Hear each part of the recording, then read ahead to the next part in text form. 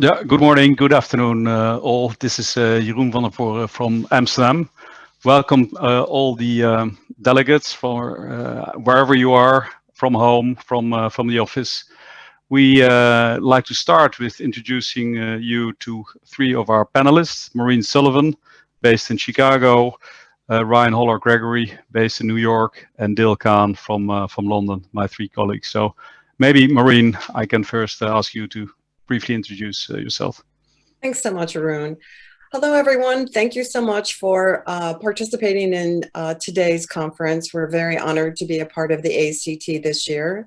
I'm Maureen Sullivan. I head up supply chain finance at MUFG. I've been in the industry more than 25 years. Have seen a lot of growth across a variety of our products and specifically with supply chain finance. So very honored to be here today to talk a little bit more about some of the trends we're seeing. Thanks, Maureen. Over to you, Ryan. Hi, I'm Ryan Holler-Gregory. I'm Managing Director responsible for distribution of the supply chain finance product. I've been doing this for about 8 years now at Citigroup, at a fintech called LiquidX, and now at MUFG. And I'm very excited to be a part of the conference and look forward to discussing the product and how it's developed with all of you. Thanks, Ryan. So we cross the Atlantic, coming our way to London, Dil. Thank you. My name is Dilaver Khan. I go by Dil for ease of use. I cover origination for new working capital transactions for our European clients based in Europe, Middle East, and Africa, particularly focused on the payable solution at the moment, given the new launch of our trade payable services platform in Europe. I work with Jeroen closely, who looks at the continental business and cover our clients for payable solutions. Historically, I've worked with MUFG in the US, before that with HSBC and Standard Chartered, all on the working capital space. So look forward to talking to you, speaking about the topic today. Yeah, thanks, Dil. So my name indeed is Jeroen van der Voren. I'm 25 years or so in the financial services, started in equipment leasing through GE Capital about 10 years ago, was heading their internal supply chain finance platform called TPS, which was acquired by MUFG a bit over 2 years ago when I joined the bank, and today your host. So basically, we all know the topic, right, about supply chain finance. What we're doing after the Greensill. I think it was end of February, early March when the news broke about Greensill. We'd like to discuss with the panelists, and there's obviously at the end of the session also time for Q&A. We do a few polling questions with the delegates, polling questions, what the implication is for the SCF product. So we cover topics like the difference between the bank and non-bank SCF providers. Where does Greensill fit into that? Potential impact of rating agencies and accounting firms, the investor market, and the future of supply chain finance, and then more focusing around the distributed ledger / blockchain. But maybe we can start with Dil and Ryan. And Dil, maybe you can explain a bit the key differences between the bank and a non-SCF provider. And maybe first focus a bit on the funding aspects of the product. Yeah, thank you very much. So the bank platforms are typically typified by traditional reverse factoring models where relationship banks reach out to their clients, they pitch their proprietary platform, and they purchase receivables from the client suppliers. This is pretty standard across the market. The pioneer in this industry probably was Citibank. JP Morgan's a big player on the global level as well. And then obviously some European banks have their own proprietary platforms as well. MUFG is also active in the space. So we acquired the GE's platform. So we went kind of inorganic way. But we have a very traditional platform as well from that perspective. From a legal perspective, we purchase receivables on a true sale basis from the suppliers to help our clients retain their payment terms in keeping with their peers. The non-bank platforms, although there's no single answer in terms of a solution on the non-bank platform side, but typically these are multi-bank solution providers that have pretty strong technology interfaces, who like to offer solutions that are either reverse factoring solutions the way the banks do, or offer some unique kind of solutions where the supplier onboarding may be a little faster. I think maybe it's important to kind of understand that this is not a homogeneous market. It has many different solution providers. It has traditional supply chain finance providers, the likes of Prime Revenue and Orbian are pretty big players. But then they also have kind of new fintech providers like Tall ERC2FO that focus on maybe dynamic discounting, and then also play in the supply chain finance space. But also other providers that are focusing on procure to pay space. So it's a pretty wide cross-section of solutions out there. A couple of other items that are unique between where there is a differentiation between the bank platform and the non-bank platform. If you think about target suppliers, typically the bank platforms would target the largest suppliers of our clients. They would look at the top 20 to 50 to move the needle because they do quite a bit of legal due diligence on the supplier side as well. And onboarding with suppliers may not be as quick given the legal due diligence that the traditional supply chain finance market requires. Whereas on the non-bank platform side, they may be more flexible on the target suppliers. They may be using online onboarding tools. They may not be going through the legal due diligence of perfecting the receivable sale. So they're a bit more flexible on the supplier side, and they can maybe go beyond the 20 to 50 lot supplier or 20 to 100 lot supplier side. On our side, we also focus on the full legal due diligence on the supplier on our new platform, but we are also trying to be flexible to see if there is a way, while not jeopardizing the legal due diligence, to go beyond the 100 top suppliers. I think one other item that may be different is the competitive edge. How do kind of bank platforms position themselves? I think they position themselves as relationship banks that are there with anchor credit lines, where the bank investors will also recognize them and feel comfortable with them funding behind them. Whereas non-bank platforms typically would go with a bit more flexible, nimble approach, where they want to say that they're bank agnostic, and they're innovating through solutions like dynamic discounting, procure to pay. I think our platform kind of, while being a bank platform, also does dabble into innovations like dynamic discounting, given we grew inorganically. So that's kind of in a nutshell. Maureen, please add anything I may have missed in terms of this bank, non-bank platform side, anything of note here. No, thanks, Dill. I think you've covered the key characteristics here. Yeah, maybe Ryan, you can tell a bit more about what your take as head of distribution for supply chain finance for MUFG. How do you see the difference in distribution strategy for a bank versus a non-bank supply chain finance provider?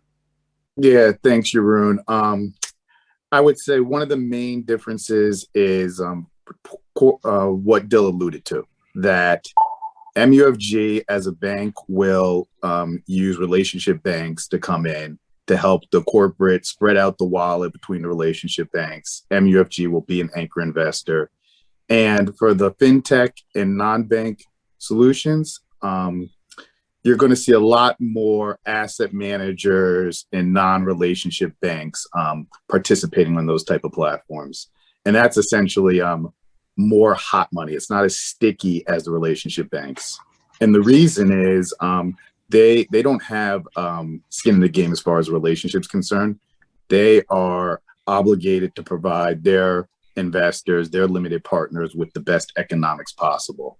So, you know, one month they may be looking at a supply chain program. The next month they may be looking at a different asset class or a different program to get the best economics. So that's one big difference between banks and non-banks. MUFG, we do use non-banks also, but that's more just to complement the program after the relationship banks and the other banks are put in as funding partners to create a foundation for the program. One other thing I'll add is for non-banks, the onboarding time is significant. So for a bank to join a non-bank platform, banks are highly regulated entities that have to do a lot of diligence, a lot of review of non-bank platforms. So even when banks want to join a non-bank or fintech platform, you can talk in months before they're usually able to join and start funding programs from a non-bank solution. And that's even if they get through the due diligence, KYC, and all the reviews they have to do internally. So you have different funding sources on both platforms, but I would say on the bank side, when we distribute, you have more flexibility because we can bring on more investor types quicker. And lastly, like I said earlier, we have the capital to be that anchor investor and do that first initial funding, whether it's 100 million, 200 million, depending on the client. And then we'll add on other investors once we get close to our credit limit. No, and I understand you really play globally, right? You have investors at banks in Asia, in Europe, in the US.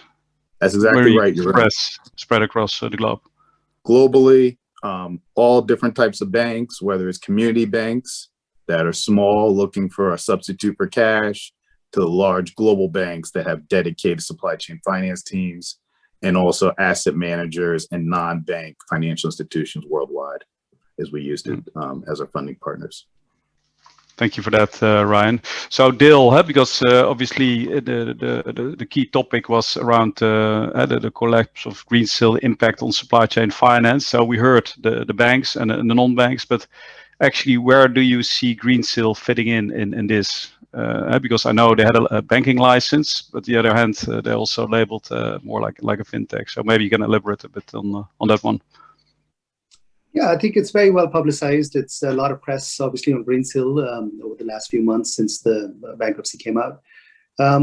What we understand is exactly what's known in the public domain. Greensill would not fall neatly within the non-bank or bank structure.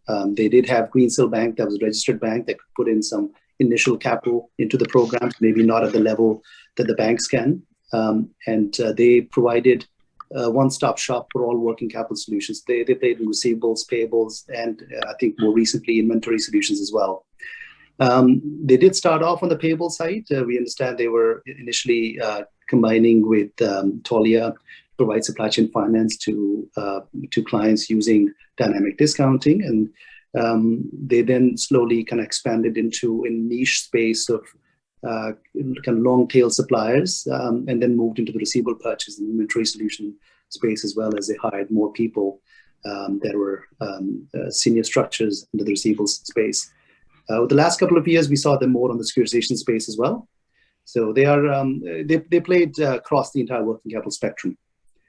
In terms of their portfolio, while it was diverse from a structure perspective, I think it's heavily reported, it's out there in the public domain that there was quite a bit of concentration on sub-investment grade names. I think GFG Alliance comes up in the articles a lot. So that's a very large exposure. And we also— That's the Gupta business, right? That is what we read in the press. Precisely. Yep. And that was on the receivable side. We understand there was not much on the payable side, it was mainly on the receivable side. And then we also understand that they did use insurance quite a bit, because in their O&D kind of model, insurance improved the overall risk profile of the portfolio and made it easy to sell the overall portfolio as a pool of pretty highly rated investments. So they did have much higher reliance on insurance.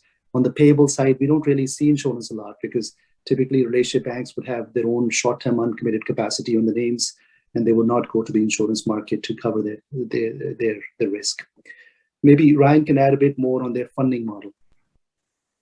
Yeah, I'll say this, and this is for Greensill and also for other fintechs. Most of them will have a higher concentration of more difficult transactions to fund, whether that's corporates that have low credit ratings, whether it's jurisdictions banks typically don't participate in. You'll see a lot more of those type of deals on the non-bank platforms. And, Dill just gave that example of Greensill with the Gupta transaction, which was being funded by Credit Suisse, according to, all the the papers I've read, and I don't think that's uncommon in the non-bank space. You'll see a lot more programs like that in the non-bank space. Distribution strategy for the non-banks, like I said earlier, it's going to focus on asset managers and non-banks. And one of the reasons is they can do those type of credits. They can do those jurisdictions. They don't have to do the same level of diligence as a highly regulated bank would have to do. So they have more flexibility to do these different types of transactions that may be more difficult for a bank. So I'll say that's probably a large difference you'll see between the bank model and the non-bank model from my experience. Okay. Maureen, anything from your side to add on this topic? I would just say that when you look at the bank market for supply chain finance, our approach is really to support our corporate clients, which means that for the most part, we're going to have a very diversified portfolio, not concentrated in any one industry vertical. We stick to the traditional definition of supply chain finance, which is generally speaking a short-term working capital solution. And for the most part, we're not terribly reliant on one funding source. We have, as Ryan mentioned, our own balance sheet. We have a diversified pool of investors, nor do we typically rely on trade credit insurance or other risk mitigants, because for the most part, we focus our supply chain finance programs on investment grade corporate entities. Okay, thanks for that. Now I realize in my personal life, I got some friends asking questions. Hey, it's your product, right? Supply chain finance, and probably all went through that experience in that period after the collapse of Greensill. But as you said, probably had too many eggs in the same basket. Once one item like the credit insurance was withdrawn, it created sort of chain reaction. Mm-hmm. Which at the end resulted in the result we know. What we would like to do now, maybe go to the first polling question, and we thought it would be interesting to hear from the audience, from the delegates, whether so maybe the first question is coming up. Will the Greensill collapse influence corporates' decision on choosing to launch SCF program for their supplier base? So do you really think the collapse of Greensill will have an impact on supply chain finance to offer that? So even if you have already an existing supply chain finance, still try to answer this question. Wow. Music to my ears. No. That's good news. Oh. No. Wow. Whoa, 50-50.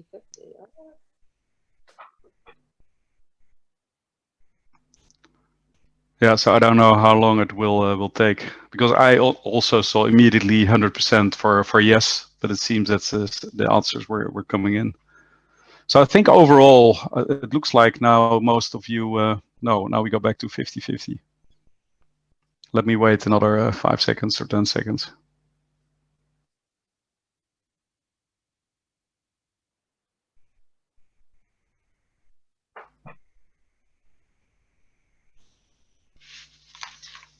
Yeah, I think we'll oh. Yeah. Well, what at least we can say, there's no clear answer, right? There's no full no, there's no full yes.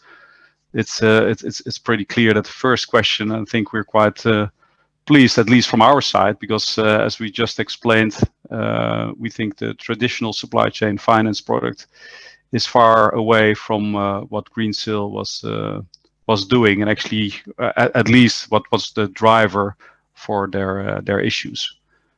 We also know that had some very good supply chain finance programs. So it at least it's close to 50-50. So maybe then we go to the next polling question, but I think I will know the answer there. Will the Greensill collapse influence corporate on their choice for a non-bank supply chain finance provider, like a fintech?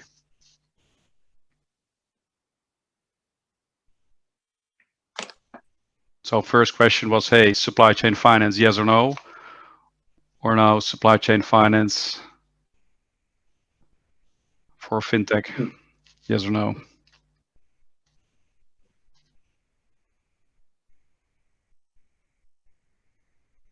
I'll wait now a bit longer to draw too early conclusions on the outcome of the poll.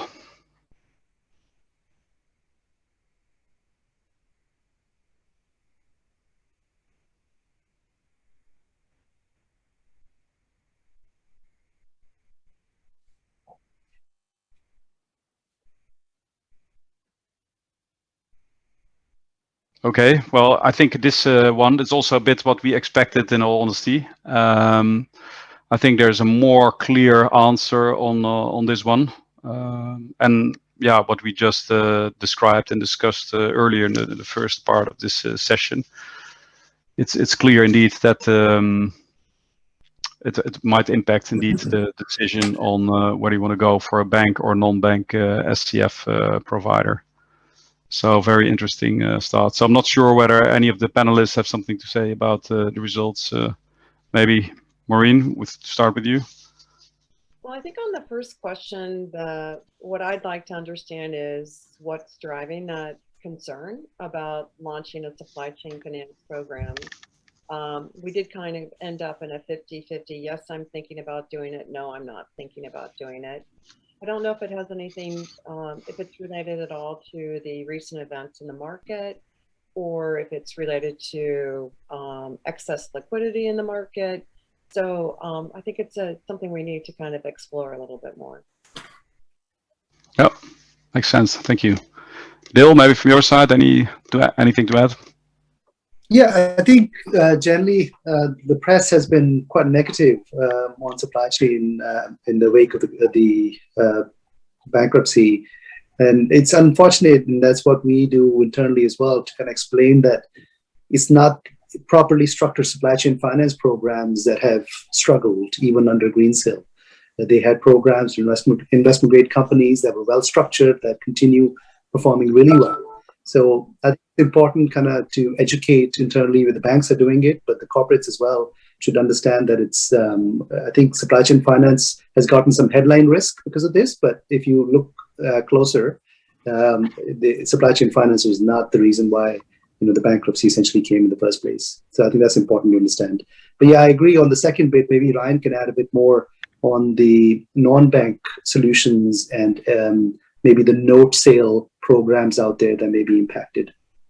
Yeah, I'll say on the second polling question, on the investor side, I've gotten a lot of questions from banks, about fintechs, banks that were thinking of onboarding them, and how MUFG's platforms different from a fintech. And this essentially happened right after the Greensill collapse. For those few months or weeks after that, there were a lot of questions going around.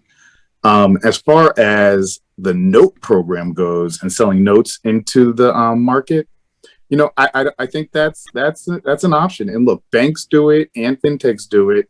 So the structure of distribution is not as important as the structure of the deal.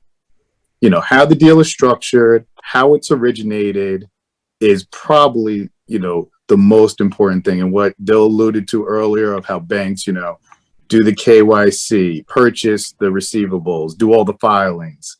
That's something that gives a lot of comfort to the investor market, and also should give a comfort to the corporate that their transactions done right. If there's any scrutiny from auditors or external entities, that their transaction will be looked at as a standardized transaction and be treated in the appropriate manner.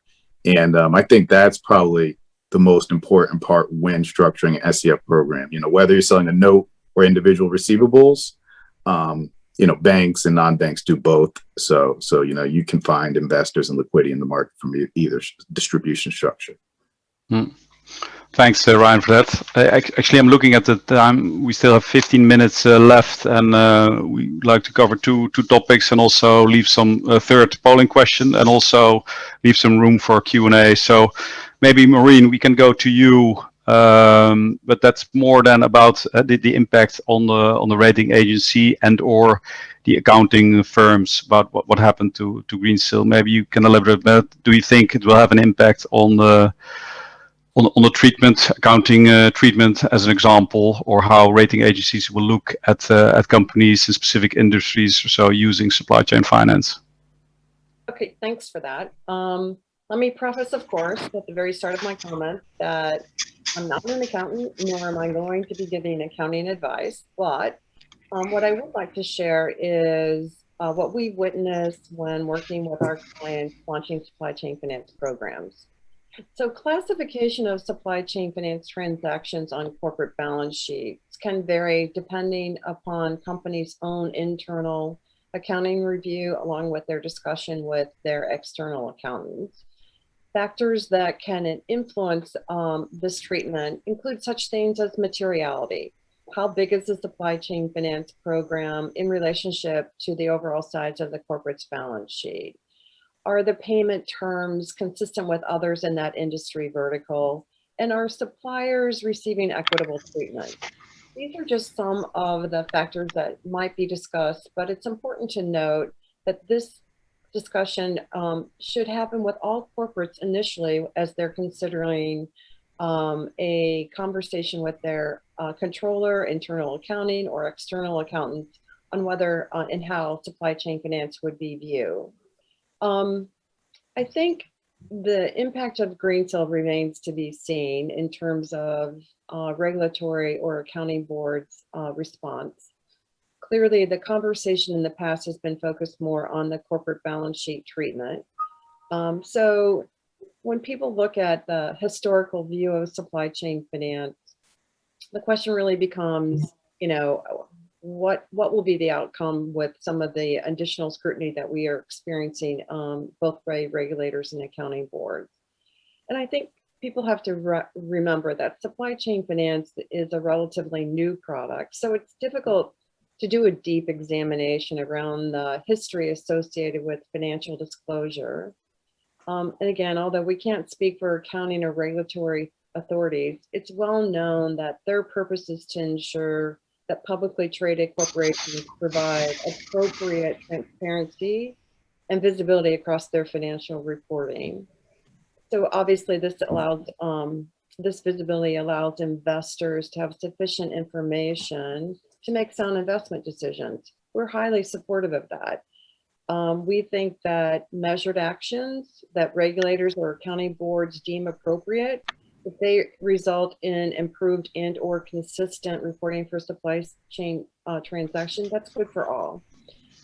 Furthermore, we believe clients will continue to assess supply chain finance programs based upon the value of unlocking cash trapped in their supply chains, whether it requires additional reporting or not. Okay, very clear answer, Maureen. So thanks for that. I'm not sure whether Dil or Ryan has anything to add. I'm also looking a bit at the time, so I don't have if anything. not, then I suggest we go to the. Oh, sorry, Dil. It's just coming up more in the conversation with the clients. I think they want to understand what the implications are. And I think it's too soon to say. We still see a lot of demand coming through from the clients because this is a real need for both the suppliers and our clients. Yeah. We've seen lots of publication on the topic, but no real opinion. So I guess it's a stay tuned. Yeah, and actually we're doing that on both sides, right? In both sides of the Atlantic. So we'll see how that will evolve. And then the last topic we wanted to cover before we go for the third polling question and do the Q&A is around the future of supply chain finance. Blockchain is the new buzzword, or distributed ledger technology. Maureen, since you're heading a global team, you also have quite support from IT functions within the bank. Maybe you can explain a bit where your thoughts are related to the newest technology, and if you see blockchain really changing supply chain finance. Well, first of all, let me kind of level set so we all kind of operate from the same definition. I was reading something that I thought was kind of interesting that described, usually technology terms don't really describe what the technology does, but in this case, blockchain is a name that describes exactly what it does. Blockchain is a perfect example, as it means the same thing as its name may suggest. So blockchain technology allows the creation and storage of blocks of information in a chain. How simple is that? Every new block created for a transaction is included in the chain to create that digital ledger. But also important to note is that this is a distributed, decentralized public ledger that creates an immutable record of transactions.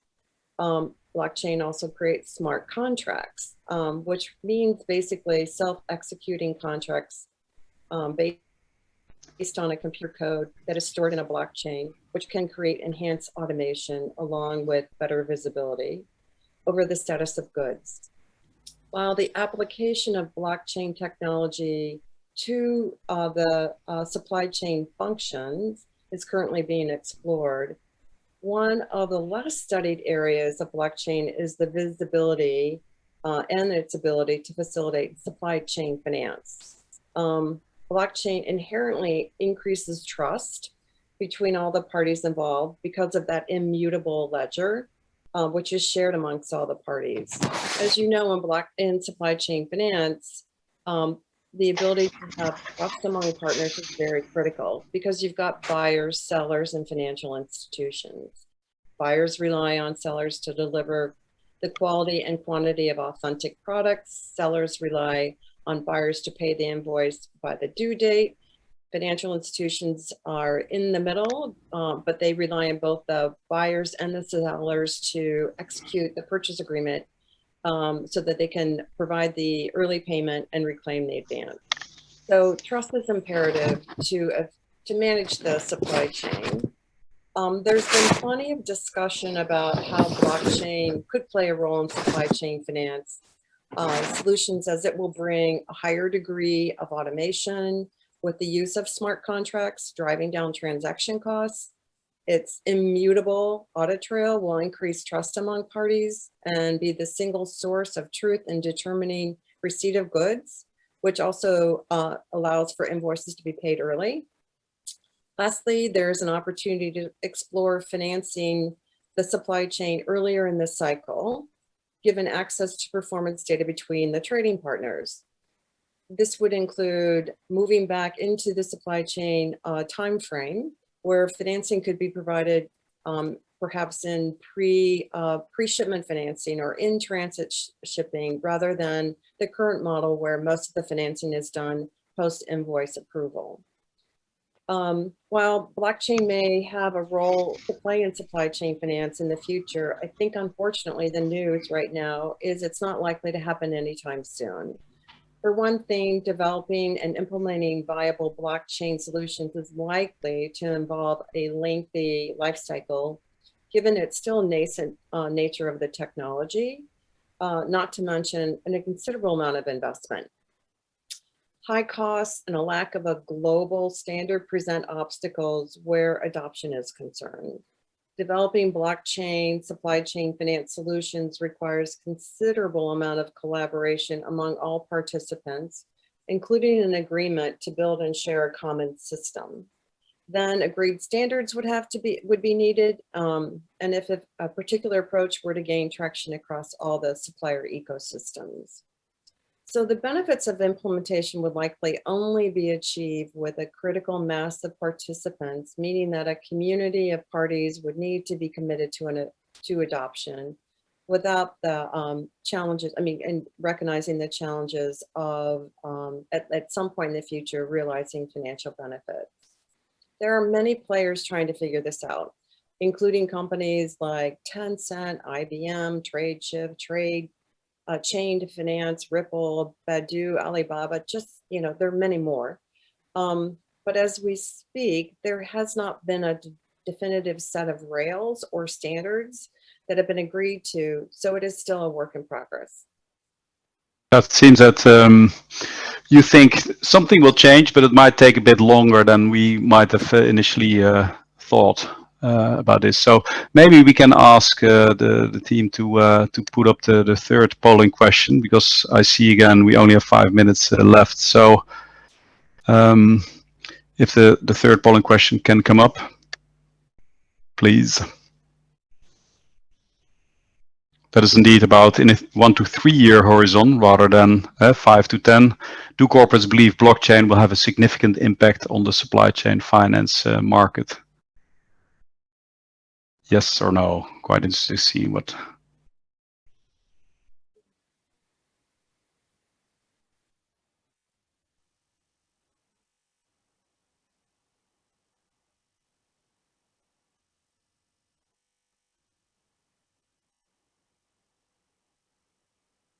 It would have been interesting to see what the impact would have been if we would have said here 5 to 10 years. Probably it would have been different.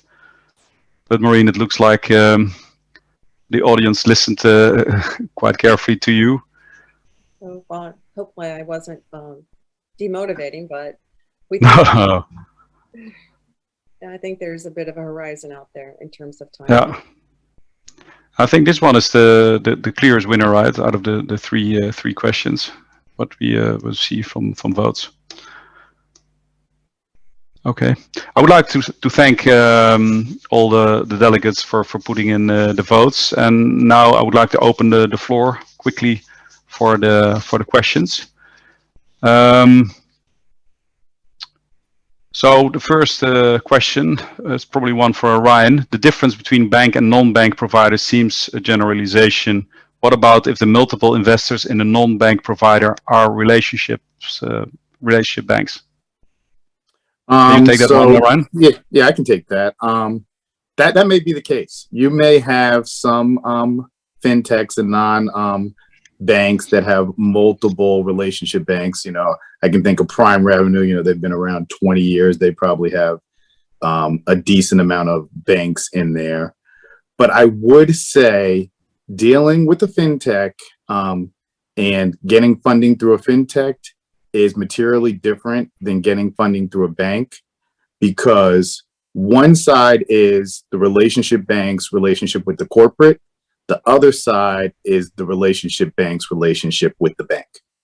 So along with having a relationship with the corporate, when a bank, you know, sells down to the relationship banks, the bank also will probably have a relationship with that bank and be doing other business outside of that. And in turn, that makes them much more stickier as an investor and less likely to stop funding for, you know, various reasons. Yeah. Sorry, Ryan, I don't want to interrupt you, but I think because we only have a few minutes left and there are a number of interesting questions. Dil, can you take the second one on ESG? Because I know that's close to your heart. Yes, I think that's definitely something that comes up in every RFP, especially in Europe. I think the ESG-linked SCF programs are a reality now. We have existing programs in place where they have linked the behavior of the supplier and incentivized the behavior of the supplier by offering incentives through supply chain finance. So that's very much a reality. It's in play on a few programs, and every bank is kind of looking at it and upgrading the systems to allow an ESG-linked solution. Okay, thanks. Then quickly to the third one. Are SCF programs set up sometimes as a strategy decision only to protect the corporate's supply chain? Maureen, can you take that one? Yeah, my pleasure. Thank you. It's a great question. I think supply chain finance programs offer a variety of value to our corporate clients. We certainly saw during the pandemic that there was keen interest on establishing supply chain finance programs to ensure that suppliers had access to liquidity. That is absolutely a strategic decision that corporates would take in order to ensure their supply chain remain resilient through especially times of distress. So it's not always just a story around balance sheet management. It is also a story around importance of providing strategic suppliers with alternative sources of liquidity. Okay, thanks for that, Maureen. I'm afraid the last question, because we only got 20 seconds left. I will try to answer that one in 5 seconds. We have customers with only a handful of suppliers, but we also have customers on our program with thousands of suppliers. So it depends a bit buyer by buyer. I want to thank you all for the panelists for your great contribution, and also for all the delegates dialing in to our session. I wish everyone a great day. Thank you very much. Thank you. Thank you.